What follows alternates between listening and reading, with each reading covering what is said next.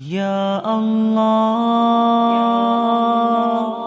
یا اللہ۔ الرحمن الرحیم قرآن مجید کا تیسرا سپارہ۔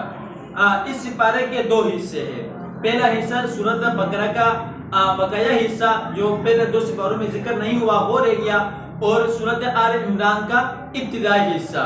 کہتے ہیں کہ ان دو سورتوں کے بارے میں، سورۃ بقرہ اور سورۃ آل عمران کے بارے میں فرمایا کہ دو روشن صورتیں سورۃ بقرہ اور سورۃ آل عمران قیامت کے دن کیا کہتے ہیں کہ قیامت کے صاحبانوں کی شکل میں یا پرندوں کی شکل میں آئیں گے، اور اپنے پڑھنے والوں پر کیا کریں گے، پڑھنے والوں کی سفارش کریں گے۔ سورۃ بقرہ کا کہتا ہے کہ پہلا حصہ اس کو ہم نے ذکر کیا، اور دوسرا حصہ یہ کہ سورۃ بقرہ کا جو ان دو سوروں میں ذکر نہیں ہوا تھا وہ حصہ، اس کے اندر دو بڑی آیاتیں ہیں۔ ایک آیت الکرسی ہے، نمبر 2 آیت مدائنہ ہے۔ کہتا ہے دو نبیوں کا اس کے اندر ذکر ہے، اور سود اور صدقہ اور سود کا ذکر اس کے اندر موجود ہے۔ آیت الکرسی وہ آیت ہے جو فضیلت میں سب سے بڑی ہے۔ آیت الکرسی قرآن پاک کی سب سے عظیم آیت ہے۔ اس میں اللہ کی بہت سی صفات کے بیان ہوئے ہیں۔ اس میں اللہ رب العزت کے 5 نام اور 26 صفات کا ذکر اس سورت کے اندر موجود ہے۔ اور آیت الکرسی کے بارے میں یہ فرمایا جو روزانہ آیت الکرسی جو شخص پڑھتا ہے تو اس کو جنت سے اس کے جنت کے درمیان فاصلہ اگر کوئی چیز ہے تو وہ کیا ہے، صرف اور صرف موت ہے۔ اگر جو بندہ آیت الکرسی کے پڑھتا ہے تو اللہ رب اس کی کیا کہ تمام ہر قسم کے شرور و فتون سے اللہ اس کی کیا کرتے ہیں، حفاظت فرماتے ہیں۔ اس کی آیت نمبر 57 کے اندر اللہ تعالیٰ ایمان والوں کا کیا حامی و مددگار ہے، اور دو نبیوں کا اس کے اندر ذکر ہے۔ ایک ہے ابراہیم علیہ السلام کا نمرود سے مباحثہ اور احیاء موت کے مشاہدے کی دعا، اور عزیر علیہ السلام اللہ تعالیٰ نے انہوں نے 100 سال تک ان کو موت دے کر پھر ان کو اللہ نے زندہ کیا۔ اور صدقہ کے آداب اس کے اندر ذکر ہے، اللہ کی رضا کے صدقہ دینے اور دکھاوے کے صدقہ دینے والوں کا ذکر ہے۔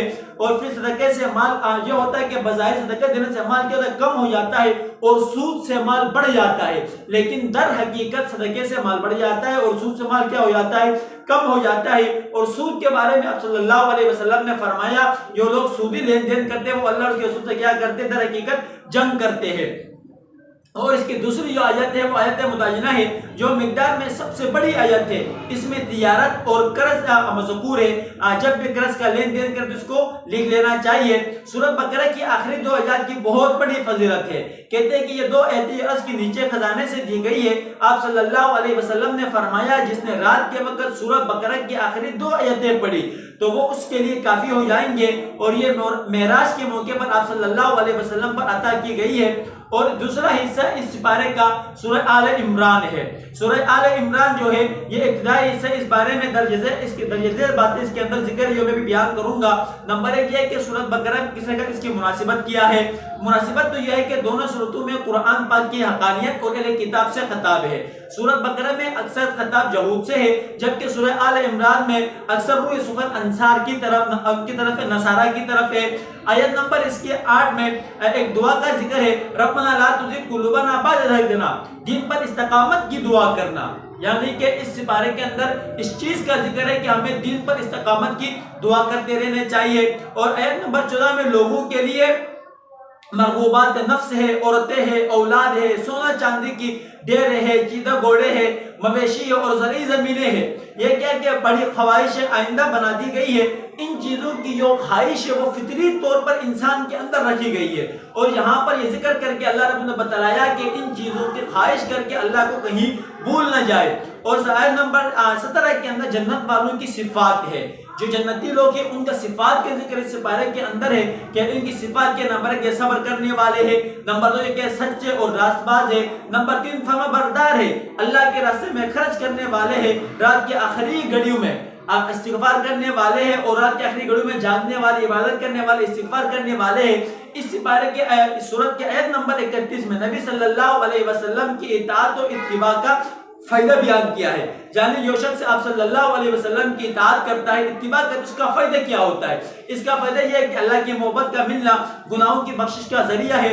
اور آیت نمبر 38 کے اندر صالح یہ اولاد ہے ان کے لیے دعا ہے، رب ہب لی من لدنک ذریہ، یعنی کہ پروردگار اپنی قدرت سے مجھے نیک اولاد عطا کر، تو ہی دعا سننے والا ہے۔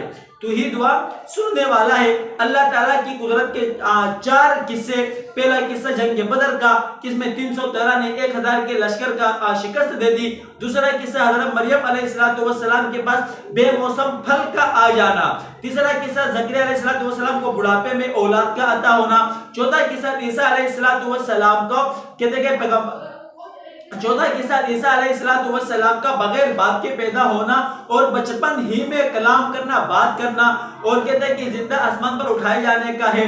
آیت نمبر 55 کے اندر عیسیٰ علیہ السلام کہتے ہیں کہ جسم اور روح سمیت آسمان پر اٹھا لیے گئے۔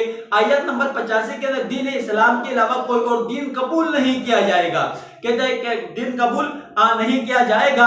آیت نمبر 91 کفر اختیار کرنا کل قیامت کے دن شدید حسرت کا باعث ہوگا، یعنی یہ لوگ دین اسلام سے پھیر جاتے ہیں اور کفر کو وہ کیا کرتے ہیں کہ قبول کرتے ہیں تو قیامت کے دن کو کیا ہوگی، بہت زیادہ حسرت ہوگا اور دنیا کے نعمتیں ان کی کسی قسم کے کوئی کام نہیں آئیں گے۔ اور اس سپارے کے اندر مناظرہ، مباہلہ اور مفاہمہ کا ذکر ہے۔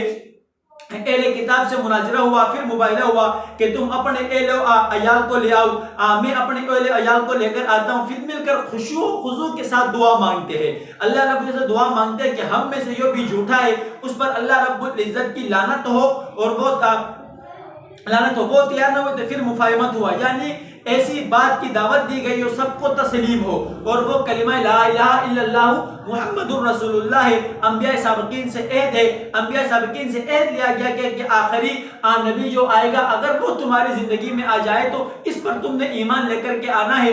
اگر آخری نبی تمہاری زندگی میں نہیں آتا بلکہ تمہاری امت کی زندگی میں آتا ہے تو تمہاری امتوں کے لیے ضروری کہ اس پر کیا لے کر کے آئے، ایمان لے کر کے آئے۔ تو تیسرے سپارے کے اندر ان چیزوں کا ذکر تھا اور یہ تیسرے سپارے کا خلاصہ ہے۔